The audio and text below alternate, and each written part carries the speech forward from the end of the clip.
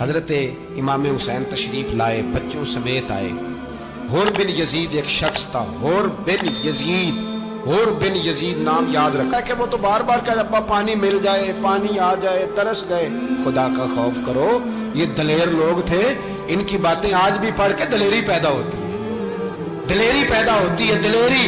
سناؤ قصہ خیبر کو، تمامی اپنے بچوں کو علی کی داستان سن کے دلوں سے ڈر نکلتا ہے، علی کی داستان سن کے دلوں سے یہ جو بچے ڈر رہے ہیں نا، وہ چمگادڑ آ گئی، کاکروچ آ گیا، یہ خوف نکل جائے گا اگر حضرت قاسم بن حسن کی بات سنیں۔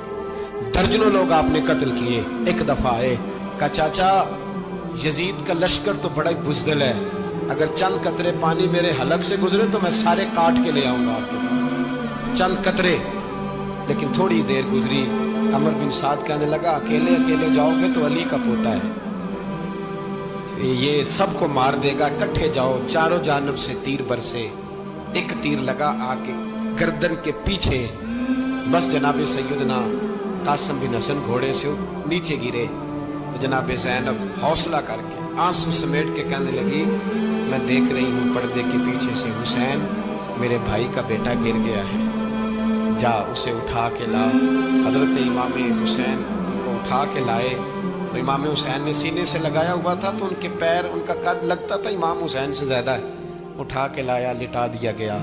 امام حسین کے اپنے بڑے بیٹے میدان میں نکلنے کو، علی اکبر نام ہے، جب جن لوگوں نے حضور کو نہیں دیکھا تھا وہ جب کہتے نا ہم نے نبی پاک کا دیدار نہیں کیا تو بتاؤ کس طرح کے تھے، تو بتایا جاتا تھا کہ جناب علی اکبر کا دیدار کرو، ہم شبیہ مصطفیٰ۔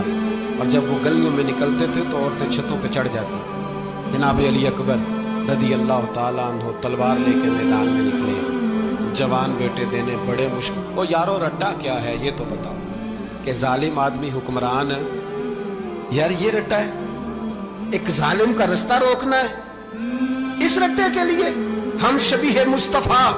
جناب سیدنا امام علی اکبر میدان میں نکلے، بڑے لوگ مارے، بڑے، پھر ایک تیر ان کے بھی گلے میں لگا، اور جب وہ گرے نا زمین پہ تو حضرت امام حسین دوڑ کے آئے، اور جب تشریف لائے تو ان کے گلے سے تیر کھینچا تو ایک جملہ لکھا ہے صاحب تبری نے، اس نے حد کر دی، کہنے لگے تیر کھینچا تو امام حسین کی آنکھوں میں آنسو آئے، کہنے لگے کاش جناب ابراہیم آج میرے سامنے ہوتے تو میں انہیں کہتا کہ آپ نے تو بیٹا ذبح کرتے وقت آنکھوں پہ پٹی باندھی تھی، دیکھو میں کھلی آنکھوں سے بچے ذبح کر رہا ہوں، کھلی آنکھوں۔ کاش جناب ابراہیم خلیل ہوتے تو انہیں کہتا۔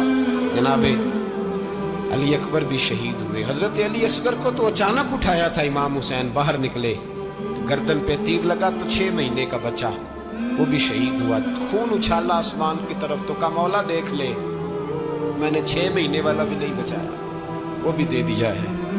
پھر حضرت عباس کو بیٹیوں نے کہا کہ اب نہ، کچھ کہتے ہیں پہلے شہید ہوئے، کچھ نے لکھا بعد میں، اب ہم سے پانی کے بغیر نہیں رہا جاتا، تو جناب عباس پانی کا مشکیزہ لے کے نکلے، باہر نکلے، ایک ہاتھ کٹا، دوسرے پہ مشکیزہ وہ بھی کٹا۔ دیکھ لو میں پس منظر پہ ہوں ابھی تک، میں بتا رہا ہوں کہ جہاد کس کے خلاف تھا؟ ظالم حکمران کے خلاف، ظالم کافر کے خلاف نہیں، مشرک کے خلاف نہیں۔ حضرت امام حسین رضی اللہ تعالیٰ عنہ نے ہر جگہ ایک ہی بات کی کہ یزید شرابی ہے تو بچے کٹوا دوں گا، شرابی کو ووٹ، یہ ایک نہیں، ہر کتاب میں یہی لکھا، ہر کتاب میں، اور ہر مسلک کی کتاب۔ یزید چونکہ مجرے دیکھتا ہے، رنڈیوں کا ناچ دیکھتا ہے، بچے کٹوا دوں گا، اس کے ہاتھ میں ہاتھ۔ امام حسین نے فرمایا چونکہ اللہ کی حدوں کو توڑتا ہے، حقوق اللہ پامال کرتا ہے، حدود اللہ، بچے کٹوا دوں گا لیکن اس کے ہاتھ میں ہاتھ۔ سارا دن خود مجرا دیکھنا اور 10 محرم کو 2 دیگیں پکا کے حسینی بن جانا، سارا سال خود گند مند کرنا، شرابیوں کے ساتھ رہنا، اور 10 محرم کو 2 آنسو بہا کے یاد رکھنا۔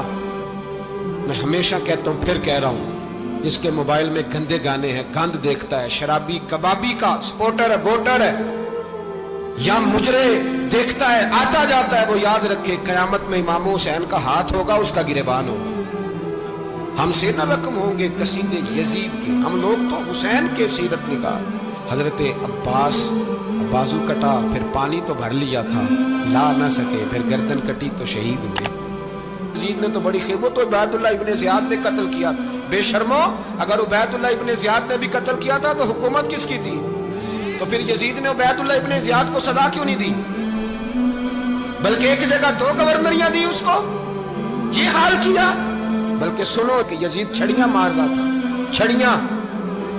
इमाम हुसैन के लबों पे तो नुमान बिन बशीर सहाबी थे, बोल पड़े, कहने लगे, ओ यजीद बदबख्त, हाथ पीछे उठा, मुझे अल्लाह की इज्जत की कसम, मैंने सैकड़ों बार नबी पाक को इन होठों को चूमते देखा है।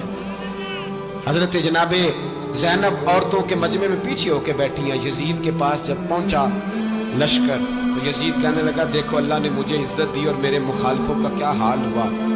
तो बीबी ज़ैनब बोल पड़ी, इतने सदमे सहे पर आवाज तवाना है, जानदार है, जानदार। हमारा किसी बंदे से जायदाद का रट्टा नहीं, हम तो चाहते हैं उम्मत इकट्ठी हो जाए, लेकिन जो बंदा नबी पाक की माँ को दोज़खी कहे, हुजूर के बाप को जहन्नमी कहे, यजीद को अमीरुल मोमिनीन कहे, उसके साथ इत्तफाक राय कर लिया जाए, ये मजहब हमारी समझ में नहीं आता, बिल्कुल नहीं आता, कतई नहीं हमारी समझ में आता। कैसे इत्तेहाद कर लिया जाए?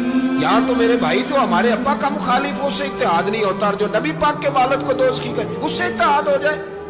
कहते हैं जी वो जी इतनी फिरका वारियत हो गई, हम किस मस्जिद में जाएं? 60 पार्टियां पाकिस्तान में रजिस्टर्ड हैं जो इलेक्शन लड़ती हैं। कभी किसी बंदे को टेंशन नहीं हुई कि किसके पास जाएं किसके पास ना जाएं, कभी नहीं को बोला कि अब वो भी खड़ा हो गया, वो भी, कोई टेंशन नहीं। मजहब की बारी टेंशन हो जाती है, इतना बड़ा मजहब होता है भाई, गलत बंदे भी आ ही जाते हैं बीच में, थोड़ा पहचान के चलना पड़ता है सही कौन है और गलत। और यही तो हमें इमाम हुसैन ने बताया है कि मजहब के अंदर ही तुमने शनाख्त करनी है कि बंदा ठीक कौन है और बंदा गलत है।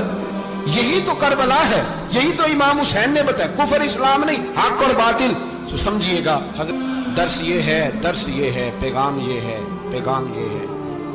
याद रखो मौत तेजी से आ रही है, हमारे साथ वाले दाएं बाएं वाले सब चले गए, इसी तरह नंबर लगेगा, एक दिन ऐलान होगा, ज़मीर के कैदी बन के जिंदगी ना गुजारो, बिल्कुल ना गुजारो। ये थोड़ी सी जिंदगी है, दुनिया सिजनुल मोमिन।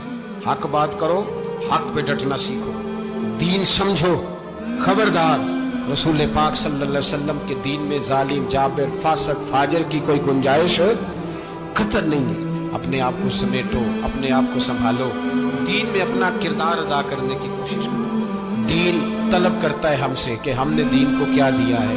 इमाम हुसैन ने सारा घराना दीन के लिए दे दिया।